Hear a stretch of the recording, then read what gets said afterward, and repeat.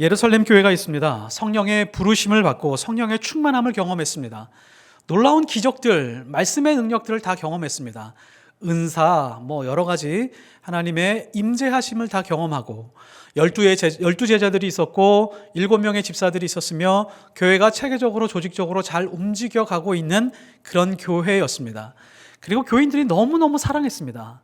각 집으로 모여서 떡을 떼고 사랑하는 그런 교회였습니다.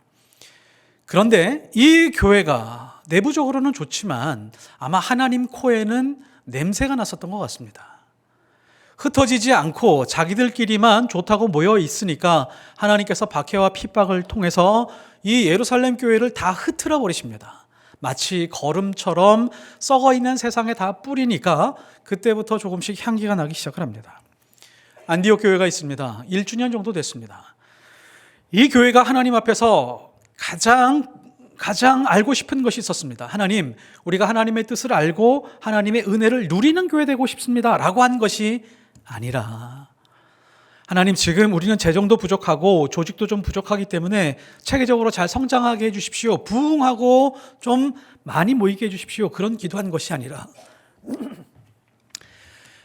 하나님께서 우리를 부르시고 교회 되게 하셨는데 하나님께서 과연 우리 교회를 통해서 하나님이 하시고자 하시는 일이 무엇입니까? 라고 하는 것이 안디옥 교회의 기도였습니다. 그래서 이들은 주를 섬겨 모여서 예배하고 기도하고 금식하고 기도하면서 하나님의 뜻을 구했습니다. 그랬더니 성령께서 직접 말씀해 주셨습니다. 사도행전 전체를 보면 성령께서 교회에 직접 말씀하시는 장면은 안디옥 교회 장면이 유일합니다. 그래서 성령이 말씀하셨습니다. 내가 불러 시키는 일을 위하여 바나바와 바울을 따로 세우라 라고 하면서 안디옥은 세상에 뿌려지는 교회로 시작하고 있었습니다. 안디옥 교회는 이렇게 최초로 선교사를 파송했습니다. 그리고 그 유명한 1차 전도 여행이 시작되었습니다. 성령께서 내가 불러 시키는 일이라고 하는 것은 그냥 가서 선교해라 라고 하는 정도의 일이 아닙니다. 성부 하나님께서 영원 전부터 작정하고 계획하신 것, 아담과 하와가 타락했을 때부터 구체화된 하나님의 그 계획과 작정, 그것을 예수 그리스도의 십자가 위로 넘기시고 그 이후에 성령께서 구체적으로 실행하게 되는 그 일을 지금 맡기고 있는 것입니다. 그래서 바나바와 바울과 요한을 부르시고 그 부르심을 통하여 지금 세상으로 보내고 있는 것입니다. 바울을 하나님께서 부르셨던 장면을 기억하실 겁니다. 사도행전 9장 15절. 이 사람은 내 이름을 이방인과 임금들과 이스라엘 자손들에게 전하기 위하여 택한 나의 그릇이라. 이제 하나님께서 부르시고 계획하셨던 것을 직접적으로 실행하시는 장면이 안디옥 교회에서입니다. 자, 그런데 가만히 보면 하나님이 바울을 부르셨던 시점하고 보내셨던 그 시점의 간격이 굉장히 크다라고 하는 것을 알 수 있습니다. 우리는 보통 하나님이 우리를 부르시면 곧바로 한 1, 2년 훈련시킨 다음에 하나님께서 사용하실 거라고 생각을 하고 기대를 하고 있지만 하나님은 그렇게 하지 않으십니다. 하나님의 때까지 기다리게 하시고 때로는 절망과 좌절 비슷한 것을 경험하는 것을 지나서라도 하나님의 때를 기다리게 하는 것이 하나님의 뜻입니다. 4절에 보면 두 사람이 보내심을 받아 실루기아에 내려가서 거기서 배를 타고 구브로에 가서 살라미에 이르러. 자, 부르시는 시점하고 보내시는 시점의 간격이 대략 한 14년 정도 됩니다. 바울이 다메섹에서 예수님을 만났습니다. 그리고 그 이후에 어디로 가는가 봤더니 아라비아 광야 사막으로 가서 3년 동안 있습니다. 그곳에서 분명히 하나님과 경건의 시간을 보냈을 겁니다. 자기가 공부했던 모든 율법을 되새기면서 하나님의 말씀의 그 의미를 깊이 하나씩 조명하고 그 묵상하며 깨달았을 것입니다. 그리고 나서 한 3년 정도 훈련시킨 다음에 하나님이 사용하셨으면 좋았을 텐데 다시 다소로 가서 10년 동안 칩거를 합니다.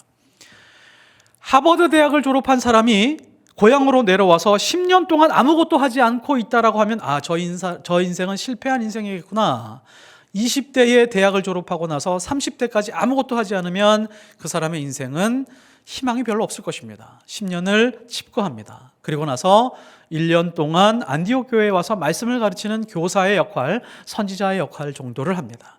14년이 지난 다음에야 겨우 하나님께서 보내시고 그 사역을 맡기시는 것을 알 수 있습니다. 그래서 하나님의 부르심과 계획은 즉각적으로 이루어지는 것이 아니라 숙성이 필요하다는 것을 우리가 놓치지 말아야 됩니다. 최초의 선교사들이 1차 전도 여행을 합니다. 안디옥에서 육로로 실루기아까지 걸어갑니다. 대략 한 28km 정도 되는데요. 26, 7, 8 요 정도 되는데요. 걸어서 갑니다. 실루기아 항구에서 배를 타고 구브로 섬으로 들어가서 말씀을 전하는 것, 이것이 바로 오늘 말씀의 배경입니다. 이 구브로가 재밌습니다. 구브로는 바나바의 고향입니다. 이 선교팀의 리더였던 바나바가 익숙한 곳에 먼저 가서 말씀을 전하게 하신 하나님의 뜻이 있었다는 것을 우리가 알 수 있죠. 이 실루기아는 안디옥에서 서쪽으로 떨어져 있는 지중해 항구 도시인데요. 이 실루기아는 헬라어로 셀류케이아라고 하는 항구입니다. 그러니까 예수님이 태어나기 전, 주전 300년 전쯤에 셀레우코스라고 하는 왕이 그 항구를 만들었습니다. 그러니까 알렉산더 대왕이 있었죠. 알렉산더 대왕의 후계자가 넷이 있었는데 그 넷 중에 셀레우코스라고 하는 왕이 있고 그 왕이 다스리는 지역이 이 지역이었는데 거기에서 가장 큰 항구가 바로 셀루케이아라고 하는 이 항구입니다. 이 항구는 지정학적으로도 굉장히 중요해서 로마가 점령하고 난 다음에도 이 항구를 정교하게 만들고 더 크게 확장했으며 그 주변의 도시들을 크게 세우는 그런 지역이었습니다. 바로 그 거대하고 화려한 항구에서 배를 타려고 준비하고 있는 세 사람, 바나바와 바울과 요한이었습니다. 이 세 사람의 행색을 한번 생각해 보십시오. 이 세 사람은 굉장히 행색이 초라했을 것입니다. 부유하지 않았을 것이기 때문에 그냥 단벌 정도의 신사, 그냥 가벼운 짐을 정도 챙겨서 그렇게 항구에 서 있었습니다. 바나바는 50대 중반쯤이었고 바울은 40대 중후반이었습니다. 당시 평균 수명이 40대 미만이었거든요. 40세 미만이었습니다. 이 사람들은 이제 인생을 마무리해야 될 그런 사람들이었습니다. 그냥 어디 가서 사망을 하더라도 그래 사망할 때가 됐지라고 했을 정도의 그런 연령이었습니다. 바울이라고 하는 사람의 행색은 훨씬 더 초라하고 볼품이 없었습니다. 초기 기독교 문헌에 보면 키가 작고 몸집도 왜소했다라고 나옵니다. 다리가 특별했는데요. 안짱다리였습니다. 다리가 휘어 있었습니다. 머리는 대머리, 눈썹은 서로 붙어 있었습니다. 우리 미간이 좀 비어 있잖아요. 바울은 그 특징이 눈에 두드러져 가지고 기록해 놓을 만큼 눈썹이 다 붙어 있었대요. 일자 눈썹이었다는 것입니다. 그리고 코도 컸는데 코가 길쭉해서 갈고리 모양이었다라고 그렇게 기독교 문헌에 나와 있습니다. 누가 바울을 보고 잘생겼다 하겠어요? 누가 바울이 하는 말을 듣고 저 사람 말 듣고 싶다 이럴 만한 볼품 있는 사람은 아니었습니다. 성경에서도 보면 바울의 외모에 대해서 기록해 놓은 것이 있습니다. 고린도후서 10장 10절을 보면 그들의 말이, 그의 편지들은 무게가 있고 힘이 있으나, 그 다음 말 한번 들어보십시오. 그가 몸으로 대할 때는 약하고 그 말도 시원하지 않다 하니, 그가 몸으로 대할 때는 약하고 라고 하는 것이 성경에는 순화적으로 표현한 거죠. 실제로 바울이라고 하는 사람을 만나봤더니 진짜 못생겼더라, 볼품이 없더라, 키도 작고 대머리에다가 코도 이상하고 눈썹이 그렇게 일자로 돼 있더라 라고 하는 그런 뜻입니다.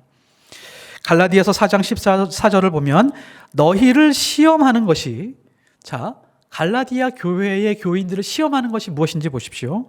내 육체에 있으되 이것을 너희가 업신여기지도 아니하며. 갈라디아 교인들, 교회에 있는 성도들을 시험하는 것이 뭐냐면 바울의 육체였다는 거예요. 바울의 외모를 보니까 시험에 든 거예요. 아니 저렇게 생긴 인간이 뭔가 뭐를 하겠다고 저렇게 앞에 서 있네 라고 하는 거예요. 저런 사람이 복음을 전하면 사람들이 과연 예수를 믿게 될까라고 할 정도로 시험에 들었다라고 하는 겁니다. 그런데 바울이 이렇게 기록을 합니다. 이것을 너희가 업신여기지도 아니하며. 다른 사람들은 다 내 외모가 초라하고 행색이 볼품없다라고 말하는데 갈라디아 교인들은 나를 그렇게 따뜻하게 대해 주셨습니다 라고 이야기를 하고 있는 것입니다. 이렇게 행색이 초라한 사람들, 이 사람들이 거대한 항구에 서 있습니다. 최첨단의 항구, 좋은 항구, 많은 사람들이 이동하는 그 항구에 서 있습니다. 마치 이 장면은 어떤 거냐면 인천공항에 갔는데 정말 멋지게 차려입은 사람들, 여행 복장 혹은 잘 입은 캐주얼 복장, 그리고 여행 가방, 이런 외모와 볼품이 있는 사람들이 있는 그런 공항에 갔는데 정말 키가 작고 이상하게 외모가 생긴 사람들 세 사람이 거기에 서서, 좀 나이도 들고 젊지도 않은 그런 사람들이 서서 여기저기 두리번거리고 있는 그런 모습과 흡사하다라고 할 수 있습니다. 그 사람들에게 세상은 눈길조차 주지 않겠죠. 저 사람들이 정말 왜 이런 데 나타나서 이렇게 불편한 시선을 받았을 것입니다. 세상 사람들이 보기에는 볼품없고 행색이 초라한 사람들이지만, 세상 사람들이 눈길로 무시하는 그런 사람들이지만, 하나님이 봤을 때는 천국에서 가장 큰 자로 이 사람들을 사용하고 있었습니다. 왜냐하면 이 사람들을 통해서 이 땅에서 죽어가는 사람들의 생명을 구하게 될 것이며, 하나님의 뜻이 펼쳐지게 될 것이며, 교회가 세워지고 생명의 말씀이 전해질 것이기 때문에 하나님은 가장 높은 자로 이 사람들을 붙들고 계셨습니다. 이 사람들이 타고 있는 이 배는 그냥 배가 아니라 유럽의 씨앗을 품고 있는 그런 배였습니다. 이 세 사람이 지금 전도여행, 선교여행을 출발하는 이 시점부터 유럽이 변화되는 겨자씨와 같은 그런 시작점이 됩니다. 이 시간부터 270년 뒤에 로마가 기독교를 공인하게 되고 그 이후로 점점 유럽 전체가 기독교가 되어버립니다. 그래서 이 배에는 가히 유럽의 씨앗이 들어있다라고 말할 만큼 강력한 사람들이 바로 이 세 사람입니다. 오늘날은 그토록 화려했던 셀루케이아라고 하는 그 항구는 흔적도 찾아볼 수 없을 정도로 완전히 사라졌습니다. 그리고 주변에 있었던 화려한 도시들은 모두 물거품처럼 사라지고 폐허가 되어 있습니다. 지금도 고고학자들은 거기서 흔적을 찾을 수는 있지만 그 도시들은 완전히 사라졌습니다. 그 지역을 주름잡고 있었던 권력들, 그 자리에서 부유했던 상인들, 거기에서 권력과 또 많은 영향을 끼치고 있었던 유지들, 그 모든 사람들은 다 사라졌지만 지금 복음을 들고 배를 타고 하나님의 말씀을 증거하러 떠났었던 바울과 바나바와 요한이라고 하는 사람들은 아직도 이 이름이 남겨져서 우리에게 들려지며 그 생명의 씨앗이 우리에게도 남아있게 된 것입니다. 세상의 실력과 능력을 겸비한 사람도 참 많이 있고, 높은 빌딩을 가지고 계절마다 풍요로운 삶을 누리며 화려한 삶을 살아가는 사람들, 그 사람들과 비교해 보면 우리의 인생은 자꾸 초라해 보일 수 있지만, 우리 안에 복음이라고 하는 그 생명이 살아 있다면 그 누구도 인생이 실패한 채로 끝나지 않을 것입니다. 이것이 하나님이 우리에게 말씀으로 약속하신 것이고, 그것을 증명하는 사람들이 바로 바나바와 바울과 요한의 여정이며 그들의 인생입니다. 2000년 전 로마의 황제들이 있었습니다. 수많은 황제들이 있었습니다. 우리는 그 사람들의 이름을 기억하지 못합니다. 그리고 역사 속에서 유력한 인물들이 상당히 많이 있었습니다. 그 사람들과 비교해 보면 바울이라고 하는 사람의 인생은 굉장히 초라해 보였었지만, 지금은 바울을 하나님께서 높이시고 그 당시에 유력했었던 모든 사람들은 다 역사 속에서 사라진 먼지처럼 하나님께서 사라지게 하셨습니다. 우리가 가진 이 복음의 배, 진리의 배, 이 말씀의 배는 생명과 능력이 있는 곳으로 하나님께서 인도하는 배입니다. 시편 107편 30절을 보면 그들이 평온함으로 말미암아 기뻐하는 중에 여호와께서 그들이 바라는 항구로 인도하시는도다. 그들이 바라는 항구, 예전에 성경 버전에 보면 소원의 항구로 인도하신다라고 이렇게 말씀했습니다. 이제 이 세 사람은 실루기아 항구에서 배를 타고 떠납니다. 100km 정도 항해를 하게 되고요. 구브로 섬으로 들어갑니다. 구브로 섬의 살라미 지역으로 가게 되는데 살라미 항구에 도착을 하고 살라미 항구에 도착을 하고 난 다음에 곧바로 찾아간 곳이 있습니다. 어디일까요? 어디냐면 바로 회당입니다. 5절에 보면 살라미에 이르러 하나님의 말씀을 유대인의 여러 회당에서 전할새 요한을 수행원으로 두었도다. 바나바와 바울은 지금 선교의 거점, 하나님의 말씀을 전하는 그 거점을 회당으로 삼았습니다.